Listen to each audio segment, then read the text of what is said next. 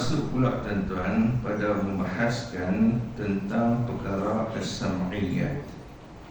Jadi bila sebut kata as-sam'iyat ini, ini termasuk di dalam salah satu daripada 3 skop tajuk yang utama di dalam ilmu tauhid, tuan-tuan. Seperti mana yang kita ketahui pada mabadi' ilmu tauhid, perkara asas di dalam ilmu tauhid, kita dah pun mengetahui bahawasanya tajuk utama perbahasan di dalam ilmu tauhid itu terbagi kepada 3. Yang pertama disebut sebagai al-uluhiyah, iaitu perkara yang berkait dengan ketuhanan. Mana dia? Iaitu kita belajar akan 20 sifat yang wajib bagi Allah, 20 sifat yang mustahil bagi Allah, 1 sifat yang harus bagi Allah. Kemudian pembahagian yang kedua iaitulah ataupun skop tajuk yang kedua, iaitulah an-nubuwah. Apa maksud an-nubuwah? Iaitu perkara yang berkait dengan kenabian. Mana dia? Iaitu kita belajar akan 4 sifat yang wajib bagi Rasul, 4 sifat yang mustahil bagi Rasul, dan 1 sifat yang harus bagi Rasul. Angka surat 120, buku baru. Buku baru 120. Buku baru pun hatu lah juga. Dan cuma hatu saya kemas kini lah bagi elok sikit. Dan kemudian pembahagian yang ketiga atau skop tajuk yang ketiga iaitu as-sam'iyat. Jadi kita dah habis dah 2 skop tajuk yang utama, iaitu al-uluhiyah dan juga an-nubuwah, selesai. Dan selesai ni lah. Kita tu tak tahulah, tekor kadang dia langkau juga. Dan ni hasil sehat saya mengajar ni lah. Dan baik. Jadi kita masuk pula pembahagian yang ketiga atau skop tajuk yang ketiga, iaitu as-sam'iyah. Kita nak habis 3 ni, tuan-tuan. Bila habis hak ketiga ni, maka selesailah kita pada membahaskan di dalam ilmu tauhid. Dia sebenarnya banyak lagi, tuan-tuan. Kalau tuan-tuan buka kitab-kitab tebal, Hasyiah Baijuri, pada syarah matan Jawharatut Tauhid, tebal-tebal kitab dia. Tu dalam kitab Arab. Kitab Arab kalau diterjemah bahasa Melayu, padan 2 jilid wah. Padan 2-3 jilid. Baik. Kemudian apa maksud as-sam'iyat ni, tuan-tuan? As-sam'iyat bermaksud setiap perkara yang hanya mampu didengar dengan pengkhabaran daripada Rasulullah sallallahu alaihi wasallam. Sebab tu tuan-tuan, bila sebut kata as-sam'iyat, dia daripada kalimah sami'ah. Apa maksud sami'ah? Mendengar. Jadi bila sebut as-sam'iyat, iaitulah apa dia? Perkara yang hanya mampu didengar. Tentang pengkhabarannya daripada siapa? Daripada Rasulullah sallallahu alaihi wasallam. Namun tuan-tuan, bila sebut perkara sam'iyat itu tidak mampu untuk difikirkan dengan akal. Tak mampu kita fikirkan dengan logik akal kita. Bukan kata akal tak boleh terima dah. Akal boleh terima, tapi tak mampu akal nak memikirkan tentang hakikat perkara tersebut. Tuan-tuan. Dan juga tidak dapat dirasai dengan panca indera. Kata-kata perkara sam'iyat. Begitu juga tidak dapat dilihat secara langsung. Atau yang kata perkara sam'iyat. Itu dia punya ciri-ciri dia, tuan-tuan. Iaitu perkara yang didengari. Lepas tu kata sam'iyat ni benda kita dengar, tapi pernah tengok tak? Tak pernah tengok. Ataupun kita juga sebut sebagai perkara-perkara yang ghaib. Apa dia ghaib? Benda yang tak nampak. Benda yang tak nampak. Bila kata tak nampak tapi bisa dengar, melalui mana? Iaitulah pertamanya Al-Quran dan juga melalui perkhabaran daripada Rasulullah sallallahu alaihi wasallam. Tuan-tuan. Tapi bila sebut sam'iyah, benda yang ciri dia macam mana? Tak mampu untuk difikirkan dengan akal. Tuan-tuan, tidak dapat dirasai dengan panca indera dan juga tidak dapat dilihat secara langsung. Maka cara untuk mengetahui tentang perkara sam'iyah, macam mana cara kita nak tahu tentang perkara sam'iyah? Iaitulah melalui yang pertamanya Al-Quran, dan yang keduanya iaitulah hadis Nabi yang sahih. Hadis Nabi yang sahih yang menceritakan tentang banyak perkara-perkara sam'iyah. Baik. Kemudian tuan-tuan, maka akidah sam'iyah dalam Islam. Bila sebut akidah sam'iyah, maknanya pegangan kita yang berkait dengan perkara sam'iyah ni tuan-tuan, dalam Islam adalah bukan satu perkara yang mustahil pada akal. Jangan kita anggap bila kata benda yang tak pernah tengok, tak pernah difikirkan oleh akal, tak dapat dirasai, tak dapat dilihat dengan panca indera, kita kata benda tu mustahil pada akal. Maksudnya akal kita tak boleh terima semua benda tu. Macam tu ke ada? Sebab tu kata akidah sam'iyah dalam Islam ni tuan-tuan bukan satu perkara yang mustahil pada akal, bahkan dapat diterima oleh akal. Akal kita boleh terima, cuma akal kita tak mampu memikirkan tentang hakikat perkara tersebut. Macam mana yang kata luasnya syurga, tuan-tuan, sehingga kan barang siapa yang buat segala kalau kata buat amal kebajikan ni contohnya, maka dibinakan istana sekeliling syurga. Jadi bina keliling syurga. Jenuh nak pergi macam mana keliling syurga. Syurga besar mana? Tuan-tuan, itu yang kata ada apa? Istana Betra tu, rumah Betra tu ada ke? Tak larat nak pergi. Jenuh orang kalau berapa ribu bilik. Rumah di sini pun 5 bilik pun tak jaga. Jangan bayang kot tu. Tu kata syurga tu. Benda yang akal kita tak dapat nak jangka macam mana. Lepas tu kalau kata hakikat syurga, mata yang tak pernah melihat, telinga yang tak pernah dengar, hati yang tak pernah terlintas. Tu kata syurga. Tak pernah terlintas. Kalau tuan-tuan rasa terlintas syurga ni macam ni, tu kan dia lebih lagi. Tuan-tuan terlintas bidadari tu macam ni, puasa rupa dia macam ni, dah lebih lagi. Sebab apa? Sebab syurga ni benda yang tak terlintas di hati kita. Nampak akan lebih lagi. Begitulah juga kalau kata neraka sekalipun, tak terlintas di hati kita neraka tu siksaan dia macam mana. Tuan-tuan, kita duk sangka macam ni, padahal lagi teruk daripada tu. Tuan-tuan, baik. Baik. Kemudian pula, cuma akal tidak dapat menetapkannya sahaja. Akal boleh terima, cuma nak menetapkan, nak fikir tentang hakikat tu tak terdaya, tak termampu kita, tuan-tuan. Maka semua akidah as-sam'iyah adalah harus pada akal. Pasal apa semua akidah sam'iyah tu harus pada akal, tuan-tuan? Sebab benda tu semuanya adalah makhluk. Syurga makhluk, tuan-tuan, neraka makhluk. Maka sebab itulah hukum dia adalah kata apa? Semua tu adalah harus pada akal. Apa maksud harus pada akal? Ma yasihu fil aqli wujuduhu wa adamuhu.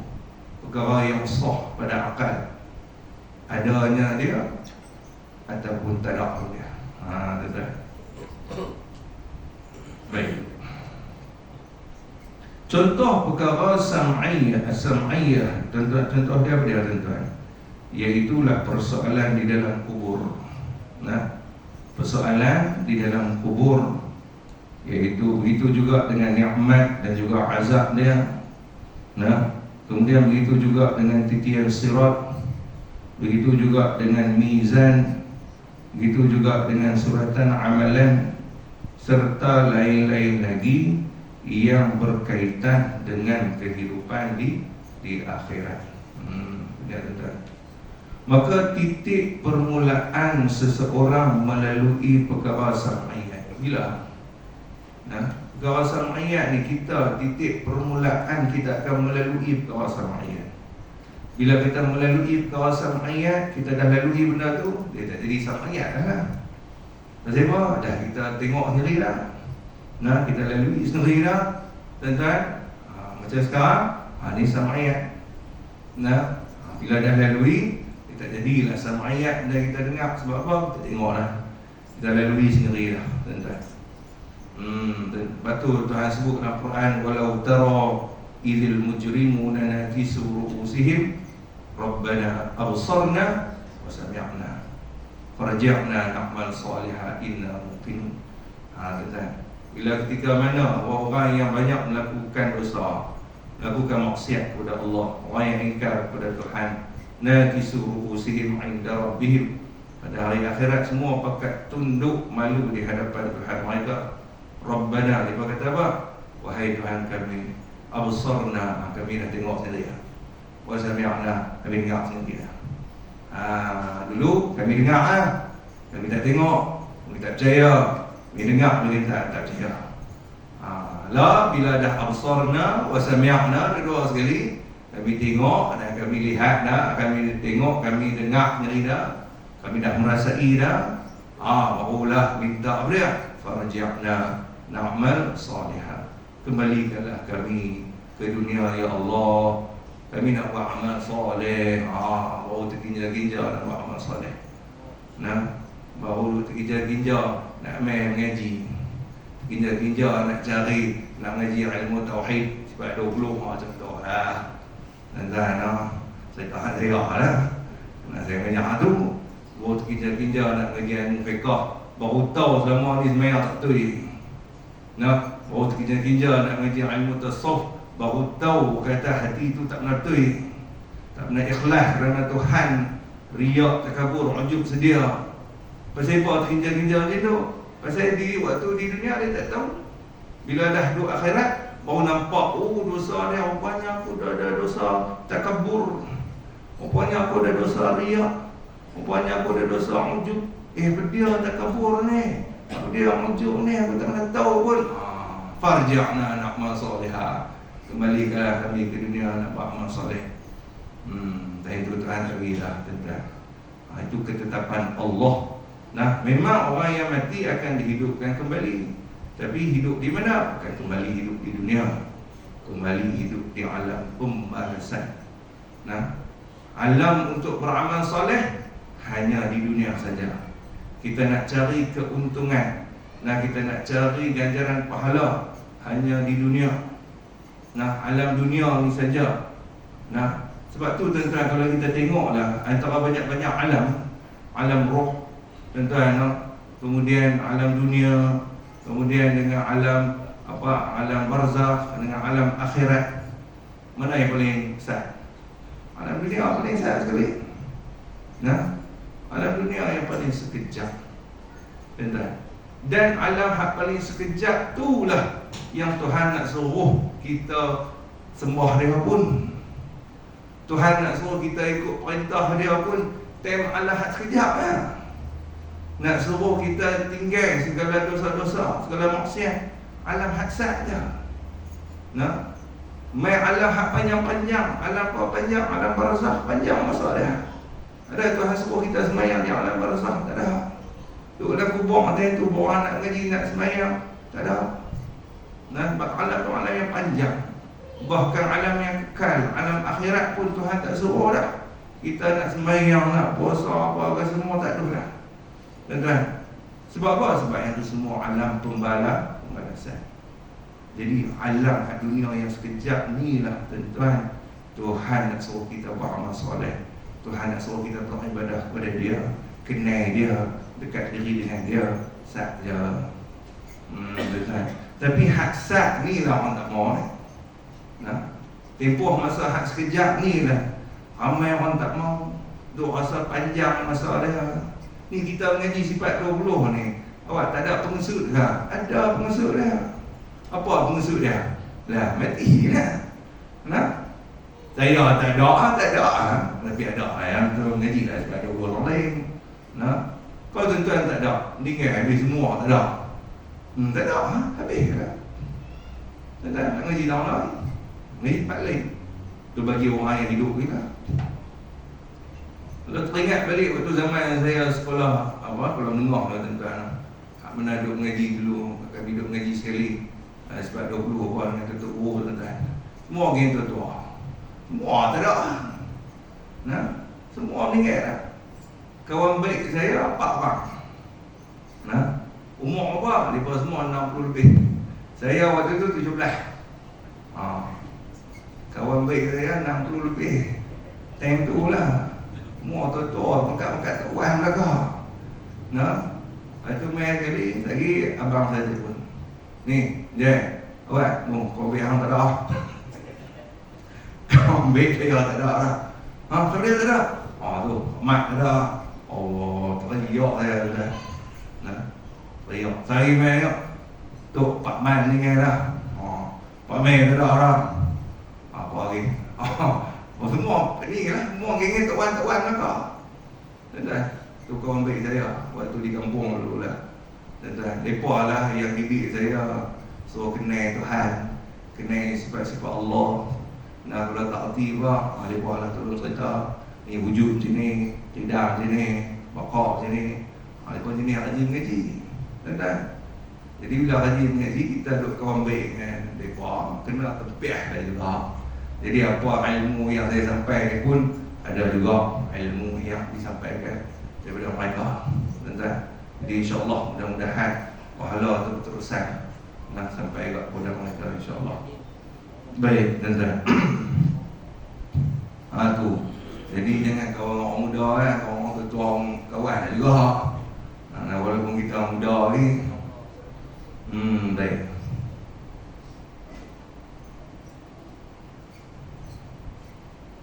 Tak mana orang tu tahu. Baik.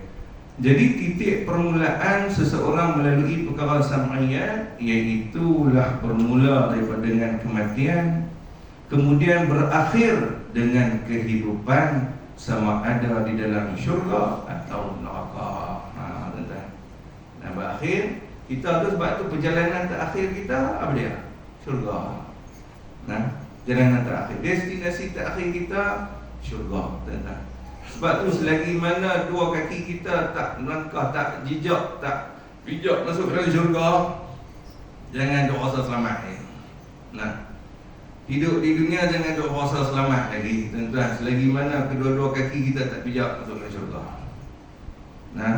Kita main mengaji ni pun jangan duk rasa selamat lagi. Tak lagi. Kita rajin duk semayang bangun tengah malam pun jangan duk rasa selamat lagi. Duk rasa aku ni ahli syurga ni. Aku rajin selawat 1000 sehari 1000 kali. Hak ni confirm syurga. Dia rasa lega ni tu. Lega lah. Dah. Sebab tu orang yang soleh dia tak pernah rasa lega lagi tuan-tuan dengan amal ibadah dia. Bahkan tuan-tuan, bila mana mereka melakukan amal soleh, maka mereka tak pernah dah terkenangkan segala amal soleh yang mereka buat yang lepas. Tak kenal. Setiap hari buat baru, setiap hari istiqamah. Tapi hak lepas mereka takkan kenal. Sebab tu orang yang sentiasa duduk kenal, hari tu aku sedekah kawan ni, aku sedekah dia cantik, tuan-tuan. Kemudian sebab apa? Bukan tak boleh cantik. Bila cantik tu tuan-tuan, takut dia akan timbul rasa bangga diri. Dia tak bimbang, takut dia akan rasa jadi riak balik, dia akan rasa ujub. Itu semua tu penyakit-penyakit hati belaka, tuan-tuan. Betul, orang yang soleh ni tuan-tuan, dia takkan kenal segala amal kebajikan dia yang lalu. Bahkan dia saja nak berusaha untuk tingkatkan amal soleh dia pada masa yang akan datang. Tu. Sebab apa? Sebab bagi dia tak pernah rasa cukup. Dia tak pernah rasa selamat. selagi mana kedua-dua kakinya tak menjejakkan kaki ke dalam syurga. Kalau selangkah kaki masuk dalam syurga pun tak sampai ni. Pasal apa? Saya selangkah lagi kaki sebelah tu, takut bini tarik. Takut bini pegang lah. Pasal apa? Oh, kita abang seorang masuk syurga. Saya dulu di dunia abang tak nak didik pun, suruh mengaji, kenal Tuhan. Mengaji orang lah, tapi mengaji pun orang. Contoh, tuan-tuan. Balik pun nak ajak, tak ajak juga pun. Contoh, tuan-tuan. Tu kita bimbang takut. Tu yang kata jejak kedua-dua belah kaki baru selamat, tuan-tuan. Ni pun saya tak pun takut. Ni hak ngajak, saya ngajak pun takut. Tuan-tuan hak mengaji pun kita ada rasa takut. Takut tu ada ni. Pasal tak selamat tu ada lagi, tuan-tuan. Tapi jangan takut saja. Sebab apa? Sebab kalau takut saja, tuan-tuan, bimbang apa? Bimbang takut kita putus asa dengan Tuhan. Maka sebab itu kena disertakan dengan harap. Apa dia harap? Raja. Khauf wa raja. Khauf, takut. Takut apa? Takut kalau selama ni amal soleh aku buat ni Tuhan tak terima. Takut. Kena ada khauf. Kemudian kena ada raja. Apa dia? Mudah-mudahan Tuhan terima lah, no. InsyaAllah mudah-mudahan Tuhan terima. Itu pengira raja harap. Bukan raja Allah tu. Ada raja Allah lah. Baik, tuan-tuan. Tu. Tapi kalau kata kita baru lepas daripada buat maksiat, tuan-tuan, maka khauf tu kena lebih tinggi daripada raja. Kalau kita lepas daripada buat maksiat, kita menyesali atas perbuatan maksiat kita, maka khauf, takut itu kena lebih tinggi daripada harap raja. Tuan-tuan, kalau kita baru lepas melakukan amal ibadah, amal soleh, maka khauf dan raja itu setara. Sama dia punya level dia. Tapi kalau kita diambang kematian dalam keadaan nazak contohnya, maka pada ketika itu harap ataupun raja itu lebih tinggi daripada takut. Waktu kita dah nak mati, waktu tu kena harap ataupun raja itu lebih tinggi daripada takut. Pasal apa, tuan-tuan? Sebab pada ketika itu kalau kita takut, takut tu lebih, takut tu tak memberi makna apa-apa pada kita. Sebab apa? Sebab kita nak buat amal soleh tak ada. Tak ada nak buat dah tak larat. Tak ada daya lah. Maka pada ketika itu kita harap lah. Aku tak kat ni lah. Aku tak daya lah nak buat amal soleh kita. Nak buat amal soleh. Aku harap mudah-mudahan Tuhan terima lah amal soleh aku. Masukkanlah aku dalam syurga. Tu. Ini cerita ni keluar topik ni. Baik tak apa lah. Kau dapat juga sikit, tersok pun dapat, ini pun dapat. Jadi sebab tu tuan-tuan, dia berakhir dengan kehidupan sama ada di dalam syurga ataupun neraka. Kemudian tuan-tuan, hukum beriman dengan setiap akidah sam'iyah. Apa hukum kita beriman dengan segala akidah sam'iyah ni, tuan-tuan? Adalah wajib atas setiap mukallaf. Wajib atas setiap mukallaf. Kalau kata dia tak percaya, aku tak percaya dengan adanya syurga dan neraka, tuan-tuan, habis hukum dia kafir. Pasal apa? Pasal seolah-olah dia mengingkari akan Al-Quran. Sebab Al-Quran dan juga hadis Nabi SAW menceritakan tentang syurga dan neraka. Maka orang yang tak percaya kepada syurga dan neraka, maka dia tak percaya dengan Al-Quran dan hadis. Bila tak percaya dengan Al-Quran, tuan-tuan, maka dia tak percaya daripada salah satu daripada rukun iman. Percaya kepada kitab. Dan tak percaya kepada kitab, dan tak percaya kepada Rasul, maka hukumnya adalah kafir. Baik. Dan sesiapa yang mengingkarinya adalah kafir, tuan-tuan. Baik. Kemudian kita masuk pada akidah sam'iyah yang pertama. Ada banyak akidah sam'iyah, tuan-tuan. Cuma saya sertakan di sini hanya lebih kurang 13 tuan-tuan. Jadi tuan-tuan bolehlah ambil daripada rujukan Nah, kita tebal-tebal lagi tuan-tuan. Nah, ada banyak lagi. Ini saya ambil sebahagian saja. Baik, jadi akidah sam'iyah yang pertama iaitu percaya kepada malaikat. Nah, maka apa maksud yang kata malaikat ni tuan-tuan? Baik. Wajib atas setiap mukallaf percaya dengan malaikat. Nah, sama ada secara ijmal, nah, ataupun secara tafsil. Wajib atas setiap mukallaf, atas kita semua. Bila sebut kata wajib di sini tentang wajib atas, nah, bila sebut wajib atas ataupun wajibu ala, nah, wajib atas ni itu menunjukkan wajib pada syarak. Nah, wajib pada syarak. Apa maksud wajib pada syarak? Nah, talabul fi'li talaban jaziman. Tuntut buat akan sebagai tuntutan yang putus. Macam mana tuntutan yang putus? Sekira-kira kalau kita buat dapat pahala, tapi kalau tinggal berdosa. Tuan-tuan. Maka di sini wajib kita kena i'tiqad. Nah, i'tiqad apa nama tentang ataupun wajib kita kena percaya dengan malaikat, dengan adanya malaikat.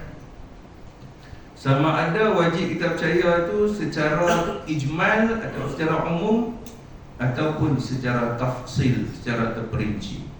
Macam mana yang kata secara ijmal ni tuan-tuan? Nah, yang kata secara umum ni macam mana? Iaitu dia mengetahui serta berpegang bahawasanya malaikat itu adalah yang pertamanya makhluk Allah. Itu yang pertama. Kita kena i'tiqad sungguh-sungguh bahawasanya malaikat itu adalah makhluk Tuhan, makhluk Allah. Kemudian pula jenis tubuh yang tidak dapat dilihat dengan mata kasar. Sebab tu disebut ajsamun latifah. Satu jisim yang latifah. Apa maksud latifah? Yang seni, yang tidak dapat dilihat dengan mata kasar. Jismun latifah. Kemudian pula malaikat ini dijadikan daripada nur. Apa dia nur? Cahaya. Macam mana dijadikan daripada cahaya? Itu nak fikir lebih tak boleh. Macam mana cahaya boleh jadi ni? Boleh Tuhan jadikan malaikat daripada cahaya tu macam mana? Allah alam.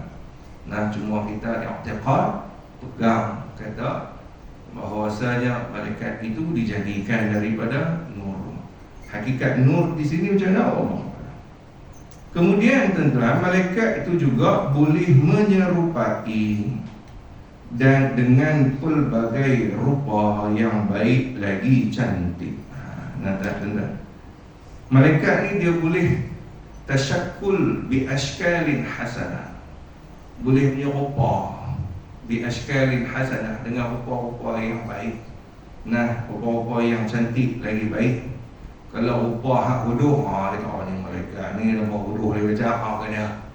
Itu kan malaikat. Ya rupa bewak ke apa tu kan dia.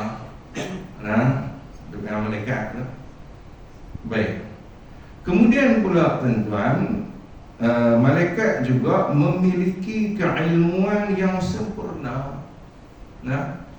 Memiliki keilmuan yang sempurna dan juga memiliki kekuatan luar biasa. Seperti mana Allah Ta'ala sebut dalam Quran, Allamahu syadidul quwa, yang mengajarkan kepada Nabi SAW itu syadidul quwa, tersangat kuat. Siapa dia? Malaikat Jibril alaihissalam. Sangat kuat, sangat gagah tuan-tuan. Sehingga kan ketika mana Nabi SAW diusir oleh penduduk Taif, tuan-tuan, bila diusir daripada penduduk Taif, maka pada ketika itu ada satu malaikat berada di satu puncak bukit. Kemudian malaikat itu bagi tawaran kepada Nabi, wahai Rasulullah, adakah engkau mahu kalau aku angkatkan bukit ini dan aku lemparkan ke atas penduduk Taif? Mereka mat, tuan-tuan. Bukan lempak batu, lempak bukit.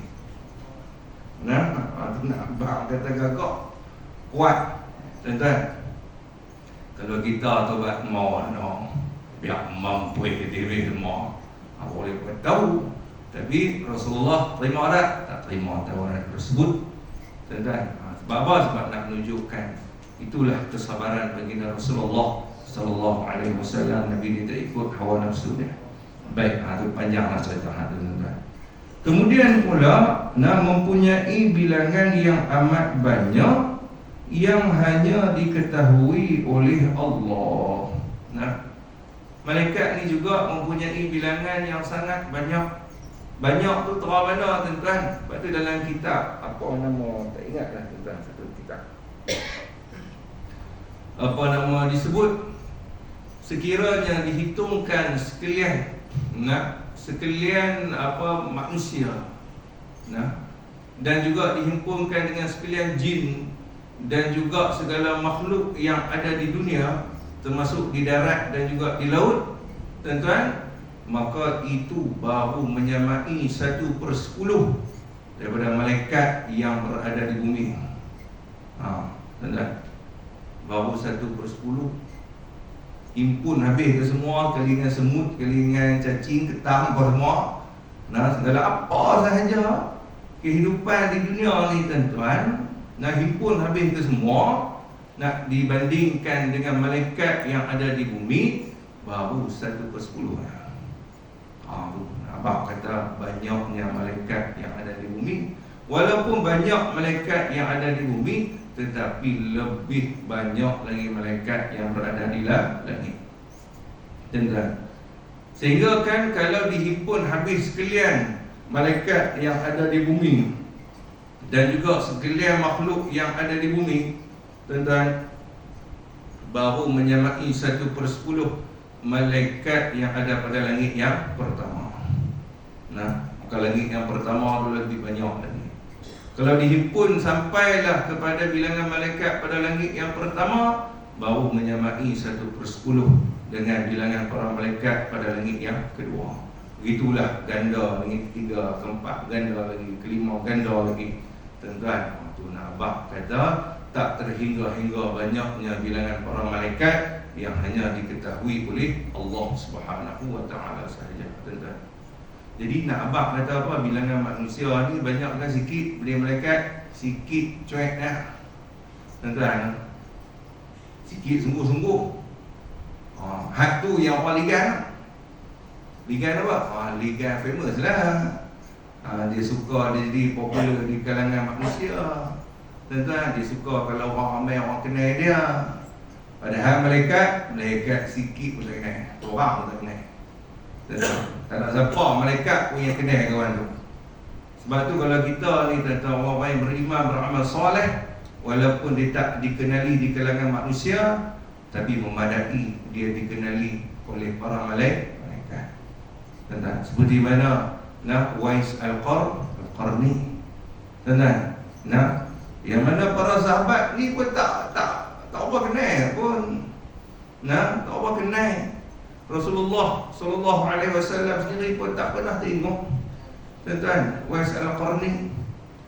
Tapi telah diberitakan oleh malaikat Jibril alaihi salam, ada seorang di kalangan sahabatmu, tapi dia tak pernah tengok pun tak nak tengok dia. Tetapi dia ni, Uwais Al-Qarni ni, nak Abang kata terkenal dia sampai semua para malaikat kenal dia. Dia terkenal di kalangan para malaikat, tapi manusia tak kenal dia. Lihat, tuan-tuan. Sebab tu kita ni, tuan-tuan, memadai biar malaikat kenal. Allah bila kata malaikat kenal, maknanya Allah suka. Allah suka lah kalau kata malaikat kenal kita, tuan-tuan, berbanding kalau kata kita ni hanya dikenali oleh kalangan manusia sahaja, tuan-tuan. Itulah tuan-tuan, manusia sekarang suka kejar, orang kata apa, kemasyhuran dunia. Dia suka kalau kata ramai follower dia, ramai TikTok kalau ada, dia suka berpuluh-puluh ribu. Kalau kata artis antara bangsa sampai 2-3 juta, 10 juta, tuan-tuan. Padahal hakikatnya nak banding dengan para malaikat, alah, cuek sikit.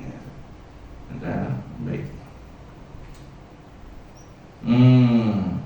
Kemudian secara tafsili pula, secara terperincinya pula, kita nak tahu para malaikat ni secara terperinci, iaitu apa dia tuan-tuan? Mengetahui dan berpegang secara terperinci akan beberapa malaikat. Yang pertamanya iaitulah malaikat Jibril, ataupun Jibrail. Maka boleh dibaca dengan dua wajah, tuan-tuan. Nak baca dengan Jibril pun boleh, nak baca dengan nama Jibrail pun boleh juga.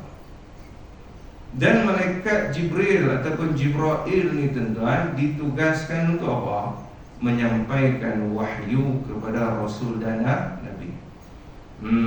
Jadi di antara semua para malaikat, maka penghulu dia, ketua dia siapa dia? Iaitulah malaikat Jibril alaihissalam. Kemudian tuan-tuan, malaikat Mikail ditugaskan menurunkan rezeki. Malaikat Israfil ditugaskan meniup sangkakala. Malaikat Izrail ditugaskan mencabut nyawa segala yang bernyawa. Malaikat Munkar dan Nakir ditugaskan menyoal mayat di dalam kubur. Malaikat Raqib dan Atid ditugaskan menulis segala amalan hamba Allah. Kemudian malaikat Malik ditugaskan sebagai penjaga dalam neraka. Malaikat Ridwan ditugaskan sebagai penjaga dalam syurga. Kemudian malaikat Hamlatul Arshi ditugaskan sebagai penanggung arash. Malaikat penanggung arash. Jadi pada masa ini, pada masa sekarang ni tuan-tuan, ada berapa malaikat yang menanggung arash? Ada 4. Ada 4 malaikat yang menanggung arash. Itu dia tuan-tuan. Arash ni besar mana tuan-tuan? Sebab itulah tuan-tuan, arash ni adalah salah satu ciptaan Allah Subhanahu wa ta'ala. Tadi akan disebut dalam ni tuan-tuan.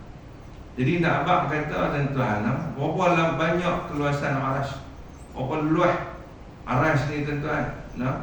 Sebab itulah ulama mengatakan sekiranya dibandingkan dengan 7 tala langit dan bumi ni tuan-tuan, kalau dihimpunkan 7 tala langit dan bumi ini, nak dibandingkan dengan arash tuan-tuan, iaitu bandingan dia apa dia? Seperti mana sebentuk cincin yang dilemparkan di tengah padang pasir. Jadi sebentuk cincin tu 7 tala langit dan bumi. Padang pasir tu arash.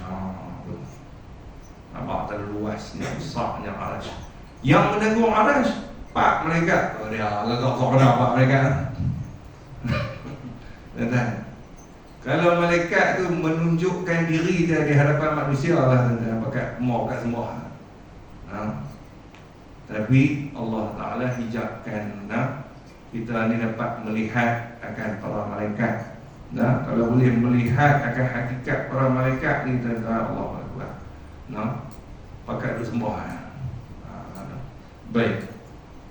Dan pada hari kiamat akan bertambah menjadi 8 malaikat. Awak jadi hari kiamat, jadi 4 malaikat tu tak larat tengok ke? Tambah 4 lagi, jangan buat lawak bodoh. Bukan maksud malaikat tu tak larat nak tengok lah, tapi tambah lagi 4. Sebab apa? Yang tambah lagi 4 jadi 8 ni tuan-tuan, sebagai nak menunjukkan keagungan, kehebatan arash. Tuan-tuan, nampak kata keagungan Tuhan, nampak kata mulianya arash ciptaan Allah Subhanahu wa ta'ala. Baik. Kemudian tuan-tuan, dalil naqli tentang kewujudan para malaikat. Apa dalil naqli, iaitu yang diambil daripada Al-Quran tentang kewujudan para malaikat tuan-tuan, iaitu firman Allah di dalam surah Al-Ahzab ayat 56, Innallaha wa malaikatahu yusalluna 'alan nabi. Sesungguhnya Allah dan para malaikatnya. Tuhan sebut para malaikat, itu menunjukkan kata malaikat itu wujud. Pasal Tuhan sebut Innallaha wa malaikatahu. Sesungguhnya Allah dan juga para malaikat yusalluna 'alan nabi, berselawat ke atas Nabi Muhammad sallallahu alaihi wasallam. Apa maksud berselawat? Bukan Allah selawat ke atas Nabi itu Allah pun sebut macam kita juga. Allahumma salli ala sayyidina Muhammad, Allahumma salli ala sayyidina Muhammad. Dengan faham betul pula. Malaikat pun malaikat pun selawat ke atas Nabi. Malaikat pun sebut Allahumma salli ala sayyidina Muhammad. Gitu kan? Nah, ini luar tajuk sikit lah. Saya sebut, kebetulan sebut cerita pasal selawat ni, tuan-tuan. Ingat, kalau kata selawat ni dia ada 3. Selawat dengan makna rahmah. Yang kedua, selawat dengan makna istighfar. Dan yang ketiga, selawat dengan makna doa. Nah, kalau kata selawat itu dengan makna rahmah, yang tu sekiranya selawat itu datang daripada Allah Subhanahu wa ta'ala. Nah, iaitu apa dia, tuan-tuan? Iaitu dengan makna bila sebut Allah berselawat ke atas Nabi, maksudnya apa dia? Allah menurunkan rahmat ke atas baginda Rasulullah sallallahu alaihi wasallam. Sebab tu Nabi kata apa? Man shalla alayya marratan wahidah, siapa yang berselawat ke atasku sekali, sallallahu alaihi biha ashara. Tuan-tuan, nescaya Allah Ta'ala akan turunkan rahmat ke atas kita yang selawat ni 10 kali. Tuan-tuan, siapa yang selawat, kita sebut selawat Allahumma salli ala sayyidina Muhammad sekali kepada Nabi, tuan-tuan, Allah Ta'ala akan turunkan rahmat ke atas kita 10 kali. Itu maksud kata sallallahu alaihi biha ashara. Allah Ta'ala akan selawat ke atas kita sekali. Apa maksud selawat ke atas kita? Allah turunkan rahmat ke atas kita 10 kali ganda. Baik. Tapi kalau selawat itu daripada para malaikat, iaitu dengan makna istighfar, iaitu dengan makna malaikat minta ampun kepada Allah bagi pihak Nabi. Dia tuan-tuan, itu maksud kata selawat daripada para malaikat. Kemudian kalau kata selawat dengan makna doa, iaitu kalau kata selawat tu daripada jin dan manusia. Nah, sebab tu kalau kita berselawat Allahumma salli ala sayyidina Muhammad, ya Allah, turunkanlah rahmat. Bila turunkanlah rahmat, itu maknanya doa. Itu yang kata selawat daripada manusia, tuan-tuan, itu dengan makna doa. Mari kita minta kepada Allah, ya Allah, turunkanlah rahmat ke atas Nabi sallallahu alaihi wasallam. Tapi hakikatnya bila kita minta Allah Ta'ala turunkan rahmat ke atas Nabi, hakikatnya rahmat tu balik kepada siapa? Balik kepada kita, tuan-tuan. Bukan bila kata selawat ke atas Nabi, Nabi seorang yang dapat rahmat, kita tak dapat agak.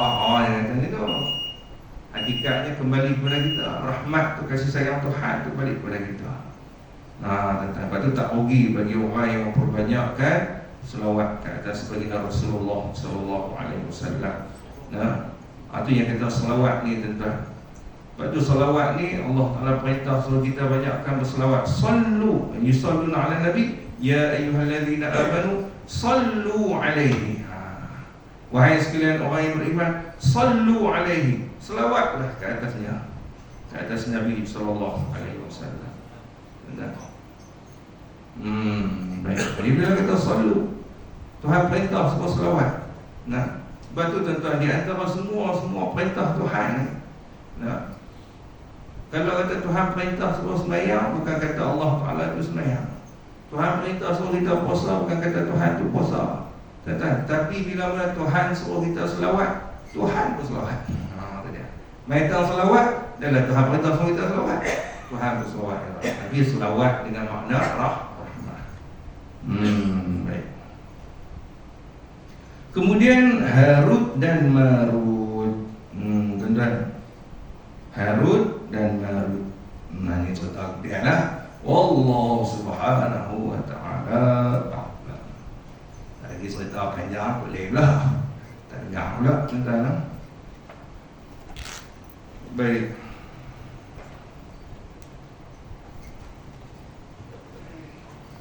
Bismillahirrahmanirrahim. Alhamdulillahirabbil alamin. Wassalatu wassalamu ala asyrafil anbiya'i wal mursalin wa ala alihi wa sahbihi ajma'in. Allahumma nawwir qulubana bi nuri hidayatik كما نورت الأرض بنور شمسك أبدا أبدا برحمتك يا أرحم الراحمين. صلى الله وسلم عليه والحمد لله.